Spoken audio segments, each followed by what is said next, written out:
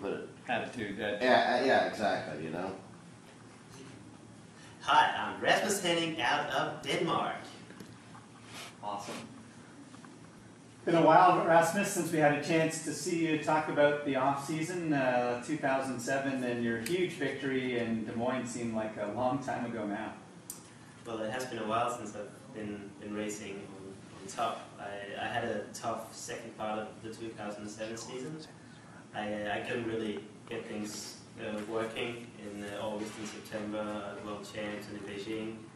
I was quite disappointed with that, but probably it was all due to my big victory. It was hard to sort of reframe after that and get everything mentally and physically in order.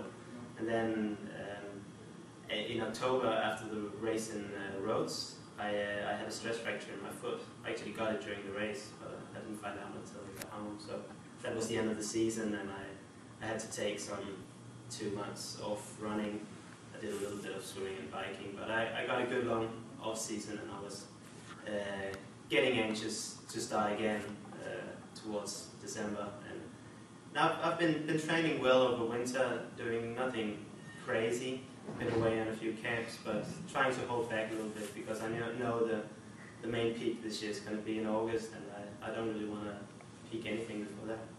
Talk a little bit about the life-changing when a paycheck in excess of $200,000 comes into the family. I know Hunter Kemper went through a similar situation after his win in Minneapolis a couple of years ago, that the rest of the season sort of was a bit of a blur and hard to get refocused.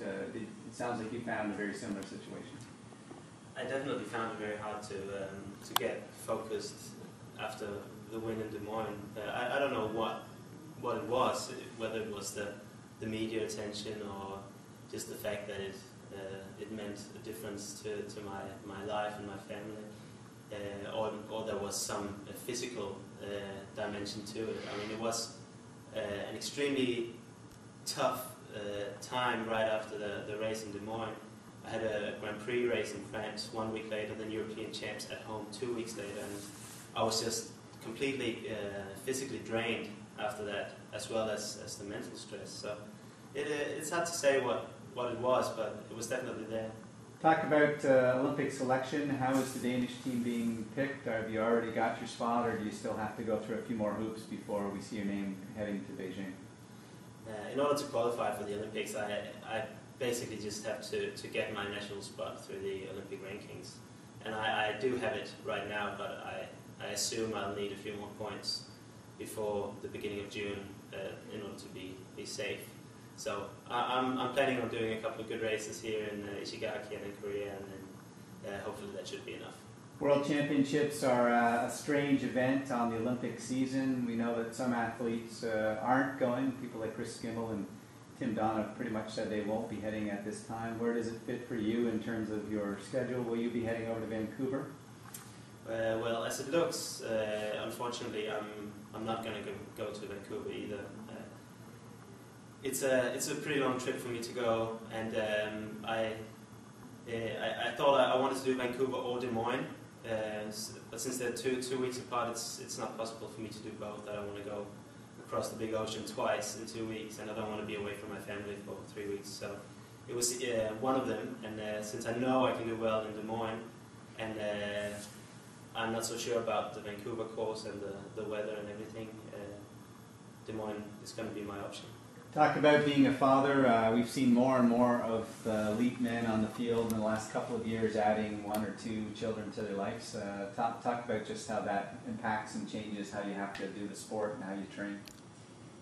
Obviously, being a father does make a big impact on my life and the way that I train and race. I think it makes a bigger and bigger impact every year. It gets harder for me to go away, certainly, with the kids growing up, and I can feel that they are not too happy about me going, but still it's mainly myself that really has a problem with it, and I'm finding it harder and harder to sort of legitimize the fact that I need to be away that much. So that does make a difference. I'm still enjoying the training at home and the camps and the races, but I can feel that it might be sort of heading towards the end. Talk a little bit about sense of urgency. Obviously, you're not a young guy and you're not an old guy, but the Olympics only come every 4 years. How important is it to get the job done at these Olympic Games?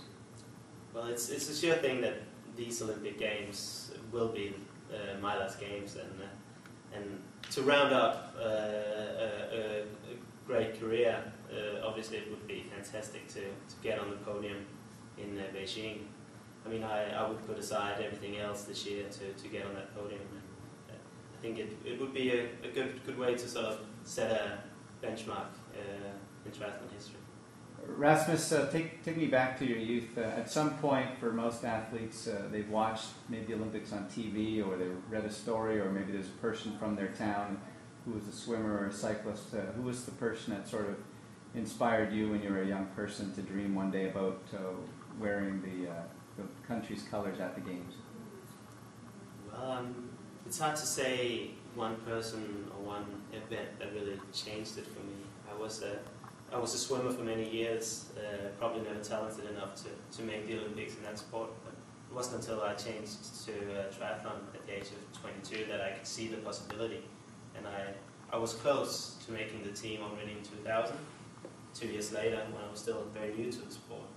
But it was probably more the fact that I could see my potential in triathlon that sort of made me realize, hey, this is a possibility, and this is something I'm going to pursue. How ironic is it that all the work you put in as a young guy and the frustration at not being maybe quite big enough, quite strong enough to make that 200-meter freestyle time go down a couple more seconds, now that extra mass that you don't have on your shoulders is actually the benefit to make you one of the best triathletes in the world? It's always hard to say, should I have become a triathlete or a runner or a cyclist at a young age, but I still think that my years in swimming actually made the base big enough and made me strong enough sort of all through the body to be able to become a good triathlete. Maybe if I had started running a lot when I was 12 or 15, maybe I would have been too injured at the age of 25 and I would have never reached my potential. You never know. Wish you best of luck this weekend as you get your 2008 campaign off the ground, and more importantly as you head towards a very important end of the summer in Beijing.